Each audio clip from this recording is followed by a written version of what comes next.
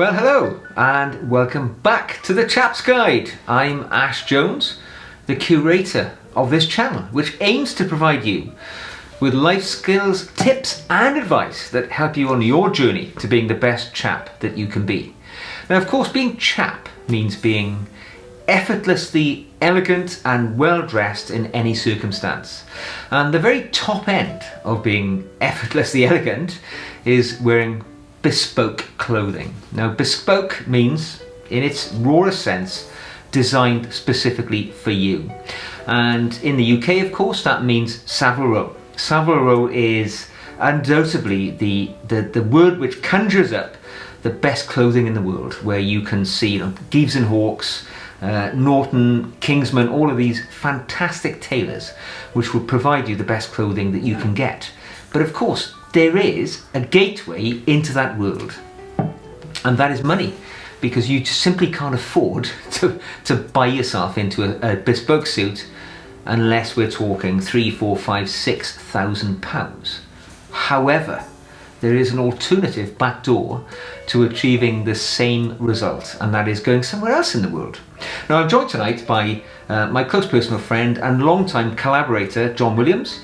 John has recently returned from a trip to India, where he commissioned a bespoke suit and has joined the bespoke world. Now, at the end of the video, I'll share with you some videos, some images of John's suit and John wearing his suit. And in fact, I think, John, you didn't just stop with a suit, you bought some shirts as well. So I'd like to ask you, tell me about your experience in India and the commissioning of a bespoke suit. Well, obviously, I agree with everything you said. Now, to me, I've always wanted something like a bespoke suit, but I just simply couldn't justify the expense of something like that. A few years ago, I went to Thailand on holiday, and there were lots of places there that were doing the bespoke suits. I looked at a couple of those, but at the time, it wasn't right for me. So I went to India, and before I even went, I thought, do you know what, this is going to be the time where if there's a possibility of doing it, then I'll go for something bespoke. I was aware that the Duke of Kent, who's regularly on the list of the top dressed men in the world, buys his shirts in Hong Kong. There are companies that are out there, such as Tailor and other companies, that you send your measurements to. They can give you an entirely bespoke experience, both the suit and the shirt. But that's an online experience, and it's not something which particularly gives you that inclusivity and being involved in deciding what it is you want, because everything's online and you kind of want to see things, you want to feel things, you want to see what's available. So one of the things I wanted to make sure I did was get the right one. You can imagine in somewhere like India, there's so much competition that the prices go from around 3,500 rupees, which is about £40 up. Now, for £40, you're going to get a £40 suit. So I wanted to make sure that even though I didn't want to spend an awful lot of money, I wanted to get something which was value for money. Now, I went to Udaipur, which is a beautiful place. If ever you get the chance to travel in the Rajasthan region, then it's very much worth going there. It is a gorgeous and glorious place. The place where Octopussy was filmed with the James Bond films as well. And in the Royal Palace there are a group of, I suppose, supported shops that are there selling things from carpets through to shirts and suits. And so I thought, well, this is going to be a fairly safe bet. Going there, it's somewhere which has this link with the Royal Palace, so therefore it's going to be reasonable and it's going to be the quality. So I went in, had a little chat with one of the guys there. You get a lot of browsers, people who go in there, they're not really interested in buying something like that, and obviously when it comes to that, then people are in and out and they don't want to buy something. So when they realise that you're actually seriously thinking about buying something, the experience will change. I looked at some bolts of clothing. It's important to remember that the term bespoke doesn't apply to the tailoring, it applies to the material, because you would go in and you would buy a certain bolt of cloth which then was spoken for, bespoke. So it's the material which is where the term bespoke comes from, not the actual tailoring. I looked at a lot of the different types of material they had there because I had an idea in my head of sort of what I wanted, but because there's so much choice, you tend to want at some point if you've got a confidence in the person who's there as a tailor, to put a little bit of faith in what it is that they're going to tell you. One of the things that I definitely found out is that when you're looking at these bolts of cloth, they can look quite shiny, and I didn't want a shiny suit. I didn't want a black suit, I didn't want a dark grey suit because I have those. I wanted something which was blue. Equally, I wanted something which was going to be, as I'm having a bespoke suit made for me, something a little bit stand out. So I didn't want a plain colour, I wanted something with a little bit of zing to it. So I wanted something with either a ghost check or a window pane check. So chatted to the guy who was in there, and as I say, when he realised that I was actually looking at this, it was going to be a serious look at for something that I was going to purchase, the experience changed. It became far more attentive. So there'll be a photograph at the end of the raw materials of what my suit was, but what I would suggest is that you do need at some point to be very aware of what it is that you want. The guy who I was talking to originally brought in one of the master tailors, because the guy I was talking to was one of the master tailors for the 4-button suits, which is a 2-piece section of cloth for the coat. Now the 2-button that I wanted is 4-piece, so they wanted to bring in another tailor. So I had 2 people doing my suit, one for the trousers and one for the jacket, or the coat as it's called when you're talking about bespoke levels of service. So as I say, it was very shiny in my opinion on the bolt, and he said it won't be like that when it's cut because of the way that it's going to be stitched, the way it's going to present. You've got to put a bit of faith into somebody. So I found the silk cashmere blend that I wanted, because I wanted it to be a very lightweight suit, even though I'm going to be using it year round. And of course, I like personally an Italian cut. As you can probably see by looking at me, I'm not the slimmest guy in the world. My problem is I have quite a thick neck. I have a 17.5-inch neck. If I buy something off the peg, shirt-wise, for a 17.5-inch neck, it's like wearing a tent.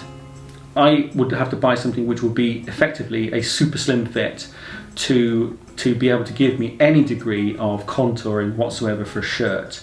I'm a 42 regular, generally speaking, in a suit size. So I'm about a 44, 45-inch chest, because a 42 regular doesn't mean you're a 42-inch chest. A lot of people fall foul of that. They may go in and have a 42 regular suit, and then they will go and buy a 42-inch shirt and find it's far too tight for them. It's all about finding your correct measurements.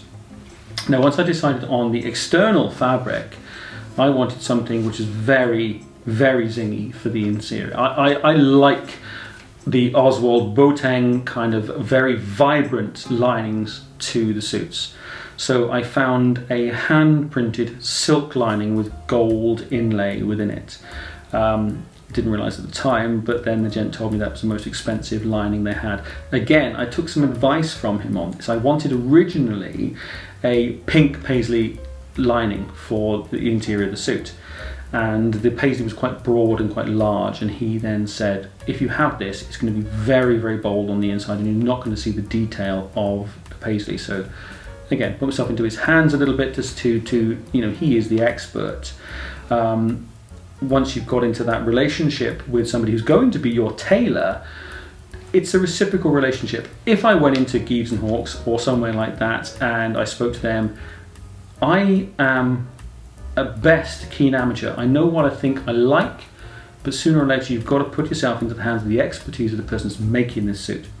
So he advised me on the linings. He brought up 2 or 3, and in the end I chose a purple and blue one with a gold paisley lining, very vibrant, but something I wanted to give that zing to the inside to match the window pane blue of the outside silk and cashmere blend that I found. I got to say, John, it's a very striking lining, and I can understand what you're saying there about it being a little bit vibrant, but you're quite reactive to the tailor. Then the tailor is giving you advice all through this process, are you? Yeah, of course. I mean, I don't regularly have suits made.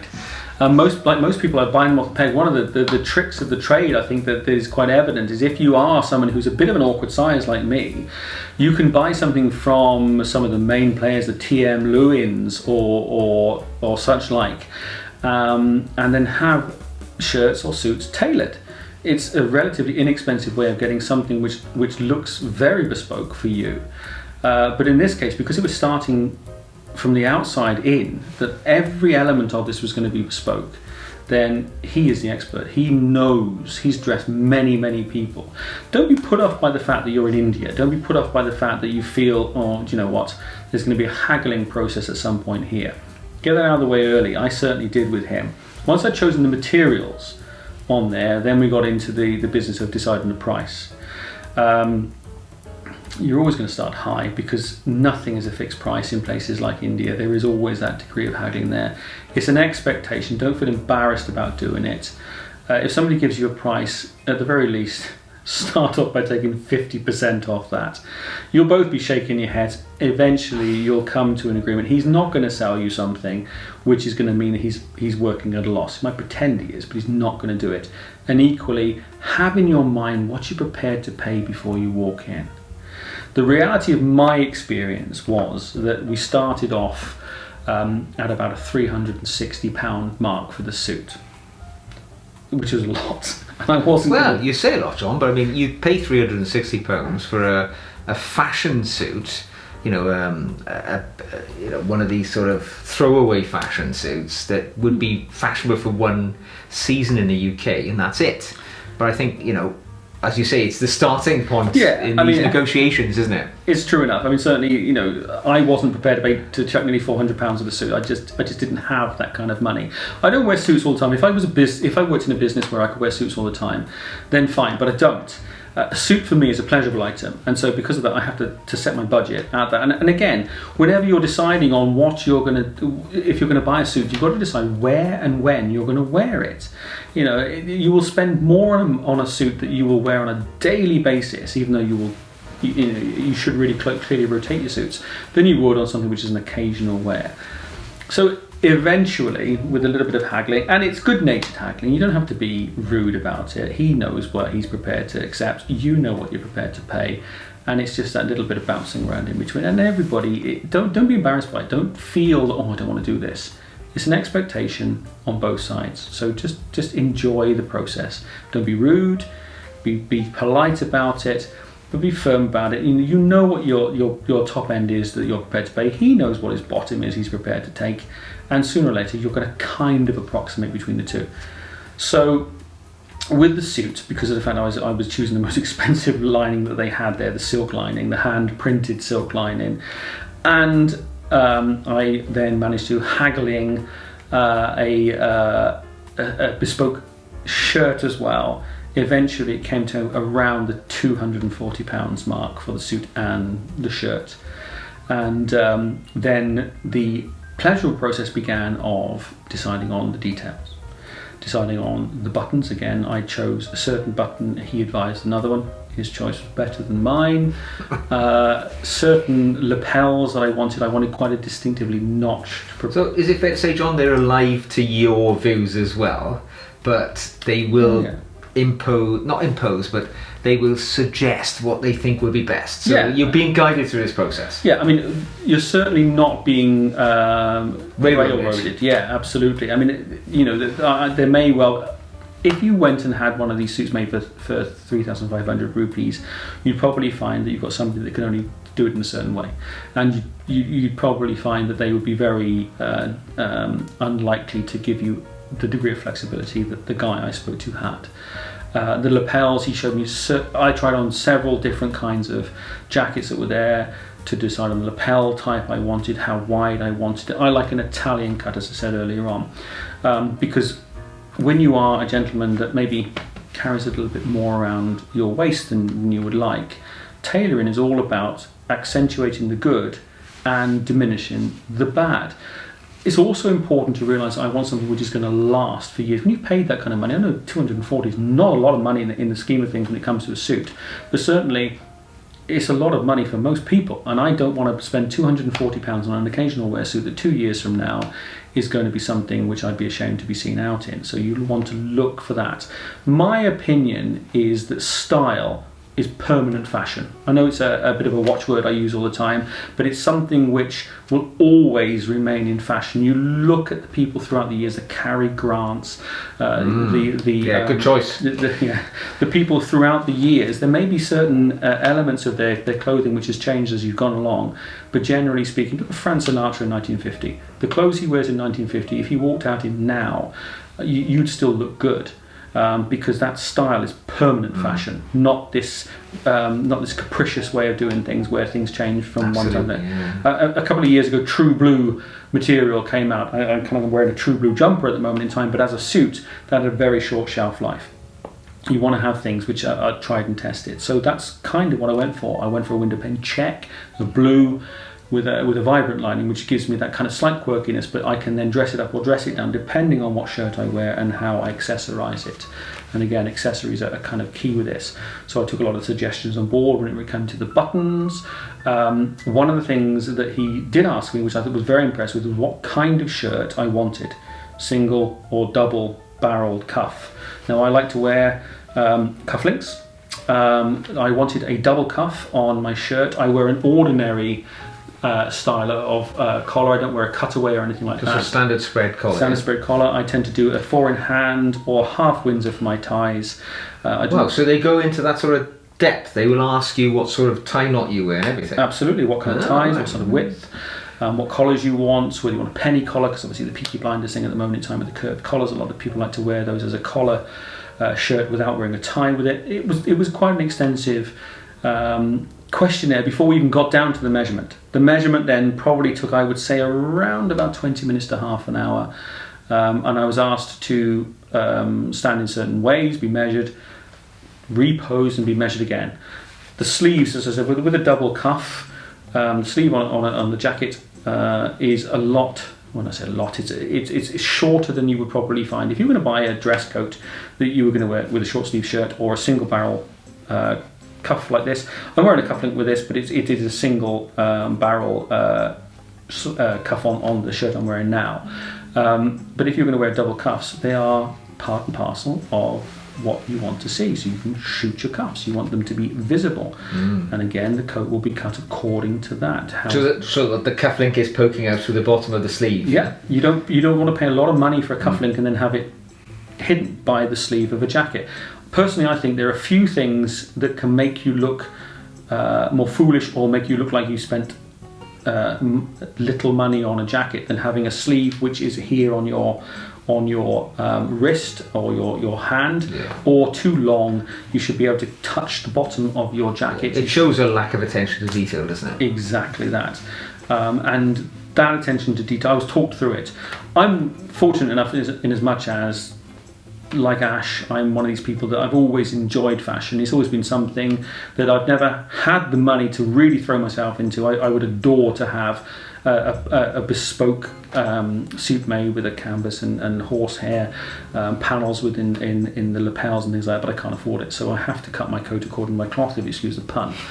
But this was a very pleasurable experience, even down to the break in the shoe. I tend to wear boots rather than shoes, brogue boots and things like that.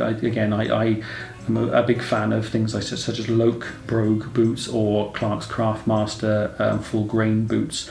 So I want the break in my trouser to be brushing the top of the instep of my shoe. I don't like long breaks in my trousers, and equally I'm not a fan at all of the current fashion of wearing them so it looks like you can't afford to buy trousers of the correct length. And wearing short. Yeah. If you're going to wear a contrasting and signature sock, that should only be visible when you've sat down and you've crossed your legs. All of that was brought into the measuring part of it, and it was pleasurable. It was a really nice experience to be the centre of attention, to have your desire of what you want explored, suggestions every now and again, but generally speaking they were no more than polishing of what you actually wanted to have. So I was measured, I had the suggestions, we came to the agreements of what I wanted, and I was told that the suit was going to be ready for me in about 10 hours time. So 10 hours. 10 hours time. So I was a little bit dubious, if I'm completely honest. I'd handed over my credit card and paid the bill, and they had my hotel details, and I got to admit it was a little bit of a tense few hours, not only to see if it would turn up, but when it did turn up, Well, if anything turned up, I guess, turned yeah. up at all. And it did turn up, and of course the gent that brought it, my friend with me bought a couple of bits and pieces as well at the same time, and it turned up, and I have to say I tried it on, and it was exceptional. The price I paid, even though it was quite a lot of money of itself, it certainly was not the quality of the fabric, the quality of the lining. The lining is just exceptional. Yeah, and I have to, second that. It's superb. Yeah. I mean, I've seen the suit. I've handled the suit. Unfortunately, we're in the Netherlands today, and we're in a hotel room. Hence the slightly, the lighting isn't perfect, and probably the sound isn't either. And we don't have the suit with us to show you, so we will add some photos at the end. But I have to say, I've had the privilege of handling the suit and looking at the suit and taking some time to see John wearing it. And it is, for the amount of money. I mean, it's not disrespectful to say for the item itself, but for the amount of money, it is an exceptional garment. And for that sort of money, you would be unable to find anything anywhere near that league of quality in the UK. And it's it is really a fantastic way of abbreviating the cost of something which is very expensive but entirely bespoke for you. It'll fit no other person. It's been designed for you. True, absolutely. I mean, it's one of those things that if I lose a couple of pounds around the waist in years to come, it's not going to be a problem for me, because obviously I'm not so big around the belly that it had to be cut according to that. It's really for the neck and the chest and the arms. One of the things I always find, I don't think I'm a particularly odd shape or odd size, but certainly if I try something on which chest-wise fits, I always find it quite restrictive across the shoulders if I flex forward, for example, or I lean forward. And one of the things you don't want to happen with the suits, if you lean forward for anything, that it gapes. That's why you have the horsehair and canvas panels in there. Or if you have it well cut with an Italian suit, because of the fact it's a lighter weight. And with this one, I tried it on, and there was quite a degree of emotion with this, because seeing it from being a bolt of fabric, 2 bolts of fabric with the lining, to being something which I've tried on in a hotel in India, and with the shirt as well, with it as well. I tried it on, and it was one of those things that I just wished I'd had a nice pair of shoes with me rather than a pair of chukka boots that I've been wearing there, because I would have felt incredible. I think that one of the things when it comes to paying for something, an expression I've often used is the pleasure of the thing will endure long after the pain of the payment. And in this case, the pain of the payment wasn't that bad, and the pleasure of this thing will endure for many, many years. You pair that with a good pair of shoes. It's the cut of the coat is so good that you can wear it open-necked if you wanted to be casual about it, but with a good tie, it will be exceptional. And for £240 there or thereabouts for a suit with silk and cashmere suit with a silk hand-printed lining, totally bespoke to my measurements and my design, with a top-end white cotton shirt, and the cotton is Egyptian cotton as well, and again I chose the bolt myself for it. I instantly forgot that this was £240 of my hard-earned, and realised this is something I could walk in anywhere. No, that's not bad, is it? No, and I would feel confident to walk in anywhere wearing this suit, because of the fact that it was a punt. It was a worry in the interim period. Find the right place. If you're going to have your suit made, be advised, find the right place first of all, the most important thing. Even in places like India, like that, there are a lot of people there who will just knock something up. Go to the right place. If you are somewhere where it is good quality, be advised by people that are there. Have a look at the quality of the stuff they've done before. Be guided by them. I would never have chosen that bolt because it looked very shiny on the actual bolt of the fabric, but if you find the right person, you'll know. They'll work with you. They'll spend a lot of time measuring you. They'll ask what you want, and then you'll feel that sense of confidence. You can back away at any time. You're not handed your credit card over at that point. If you feel that somebody's just trying to foist something on you, you can walk away. It doesn't really matter. Haggle, don't be afraid to haggle. But you will find that if you're fortunate enough, you will get something quite exceptional. I'm not going to say that it's of the quality of anything I would find in Savile Row, but then I'm not paying £5,000 for it. That's the key thing, isn't it, really, John? I mean, part of what this whole Chap's Guide thing is all about is, you know, yes, anybody could go to Savile Row and spend £5,000, but we can't afford that. We're ordinary people, we're ordinary chaps, and part of, you know, this whole experience for us is about shortcutting, well, not even shortcutting, but finding a way to achieve the same result for a modest amount of money. And you know, you've got a bespoke, it'll fit no other person in the world. It's unique to you, and it's cost that amount of money. And also for you, it was a holiday of a lifetime.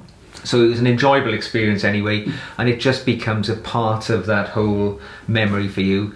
The suit hasn't had an official outing yet, I don't think, Not yet. So I think perhaps it might be a good idea if we revisit the video in perhaps in 6 months, a year or so, when you've worn the suit a few times and you're in a position to say, because I know you own a number of other high-end suits as well, that this suit compares to those or is better than those, and then perhaps some of the sort of viewers can see it's a potential route they can take, because it's not just India, is it? You know, you can go to Thailand, you can go to Hong Kong or Singapore or any of these other countries where bespoke tailoring is very much part of the visitor experience. But I think India is kind of synonymous with it, isn't it? And your experience has been quite positive. Yeah, absolutely. I mean, I'm a working man. I can't afford to throw money at things just to see how it turns out. £240 to me is an investment, and something I had to think carefully about. I don't have £240 knocking around that I can just pull out and spend on something that isn't going to be of the quality. You know, you can't. Okay, it was a chance I was taking on it, but it was a calculated risk. And what I would say is, as long as you go into it with your eyes open, as long as you go into it knowing what it is that you want, you'll have a good experience and be prepared to be robust about what it is that you want. Certainly, I absolutely agree. My fashion sense is everything that I buy, I want the best value for money for. I would love to have the wherewithal to be able to just decide to buy something because it's what I wanted rather than what I could afford.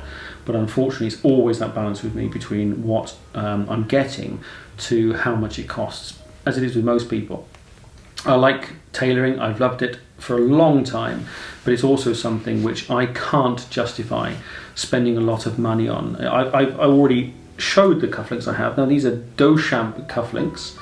They are beautiful, they are a thing of beauty, and they are, as most people would find, on eBay. And as a result of that, I paid a modest amount of money for these. If I decided to buy these from an outlet or a shop, I would probably have paid at least 5 times the amount of money. Sometimes you have to speculate on where you buy things from, but just know what you want. That's the key area with anything like this, especially when it comes to bespoke stuff. Know what it is that you want, know what it is you're prepared to pay, be prepared to enter into that relationship, because certainly if you went to Savile Row, you'd have 2 or 3 fittings on a suit and you'd be entering into a proper relationship with the person that's doing that. Your tailor, the cutter, everybody that's involved in this, you're entering into a relationship with. You will have to take advice. You know, unless you are yourself somebody who can create a bespoke suit, you are going to be advised by somebody that knows more than you, but just don't be railroaded into something you don't want. Well, we're all about shortcutting that, if we possibly can, because us chaps, us ordinary chaps, we can't afford to. Well, let's hope one day we can all go down Savile Row. You know, we all hope for those 6 numbers, don't we? But until then, there are other routes we can take. And thanks, John, today for sharing your India adventure with us. And you know, I've seen the suit, and it is beautiful. It's a lovely suit. I'd go as far as to say it's a bit of a work of art. You know, particularly the lining. The lining is spectacular. I'll put some images here so that you can see that lining, and the gold thread in it is it's a thing to behold. And in fact, I dare say you would not see anything like that anywhere near that price in the UK. So thanks for sharing your trip. Absolute pleasure. Thanks for sharing your bespoke experience. We'll perhaps revisit this when the suit's been out a few times and you can tell us how it's wearing and things like that.